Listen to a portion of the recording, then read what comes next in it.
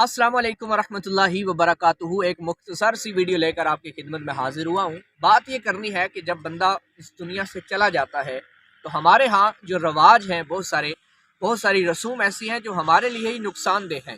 हालांकि शरीयत का जो हुक्म है, जो शरी हुक्म है, वो ये है कि जब कोई बंदा फौत हो जाए तो 3 दिन उसकी सोग मनाया जाए। बीवी अपने खावन का सोग ज़्यादा मनाएगी, लेकिन आम 3 दिन का ही सोग का शरीयत का हुक्म है।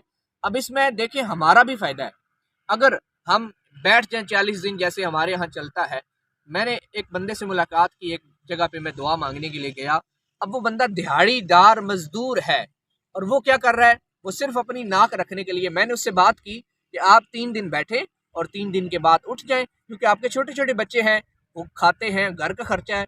वो कहने लगा बात तो आपकी ठीक है, बट मसला ये है कि अगर मैं यहाँ से उठ गया तो मेरे घर वाले, मेरी फैमिली वाले, मेरे रिश्तेदार, मेरे इलाके मोहल्ले वाले ये क्या कहेंगे। तो ये एक नाक का प्रॉब्लम बना के रख दिया हमने। अब वो कर्जे पे घर को चलाएगा, कर्जा लेगा। अच्छा, बात कर रहे थे हम फौतगी के बाद जो फूड़ी रखते हैं, जो पल्ला रखते हैं, उसके बारे में। वहां पे काफी शोर आ गया था गाड़ियों का, इसलिए मैं यहाँ पे आ गया हूँ।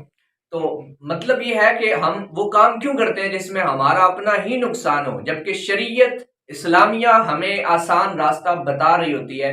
हम उस पे अमल नहीं करते और अपने ऊपर जानबूझ के बोझ डालते हैं, फिर सारी जिंदगी उस बोझ तले दबे रहते हैं। काफी अरसा मेहनतें करके, मजदूरियां करके, रात दिन लगा के, अगर उस वक्त हम इस नाक का ख्याल ना रखते बल्कि शरीयत इस्लामिया का ख्याल रखते तो क्या होता, बाद में आने वाला वक्त हमारे लिए आसान हो जाता। तो बेहतर यही है कि हम वही काम करें जो इस्लाम कहता है। तो आपकी क्या राय है इसके बारे में, आप मुझे लाजमी बताइएगा कि ऐसा होना चाहिए या नहीं होना चाहिए, और ये निज़ाम कैसे बदलेगा। हमने बदलना है या कोई बाहर से आके इसको बदलेगा, आप मुझे लाजमी बताइएगा।